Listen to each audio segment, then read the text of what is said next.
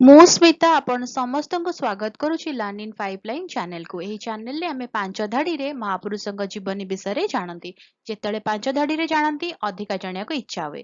ଯଦି ଅଧିକା ଜାଣିବାକୁ ଇଚ୍ଛା ଅଛି କମେଣ୍ଟରେ ଜଣେଇବେ। ଆମେ କଣ କରିବା ନା 10 ଧାଡି 15 ଧାଡି ବା ଲମ୍ବା ଏସେ ମହାପୁରୁଷଙ୍କ ବିଷୟରେ ନେଇକି ଆସିବା। ତାହେଲେ ଆଜିର ଭିଡିଓରେ ଆମେ ଜାଣିବା ଆଉ ଜଣେ ମହାପୁରୁଷଙ୍କ ଜୀବନୀ ମାତ୍ର ପାଞ୍ଚ ଧାଡିରେ। ଚନ୍ଦ୍ର ଶ୍ରୀଖଣ୍ଡେ 19 ଅକ୍ଟୋବର 1917 ମସିହାରେ ଜନ୍ମଗ୍ରହଣ କରିଥିଲେ। ସେ ଆଇଏମଏସ୍ ଫେଲୋ ଏବଂ ଜଣାଶୁଣା ସଂଯୋଜକ ଗଣିତଜ୍ଞ ଥିଲେ। ସେ ଆରସି ବୋଷ ଓ ଇଟି ପାର୍କର ସହିତ 1782 ମସିହାରେ ଲିଓନାର୍ଡ ଇଲିଙ୍କ ଦ୍ୱାରା ନିର୍ମିତ ପ୍ରସିଦ୍ଧ ଧାରଣାକୁ ଖଣ୍ଡନ କରିବାରେ ନିଜର ଯୋଗଦାନ ପାଇଁ ଜଣାଶୁଣା। ଶ୍ରୀଖଣ୍ଡେଙ୍କ ବିଶେଷତ୍ୱଗୁଡ଼ିକ ମିଳିତ ଏବଂ ପରିସଂଖ୍ୟାନ ଡିଜାଇନ ଥିଲା।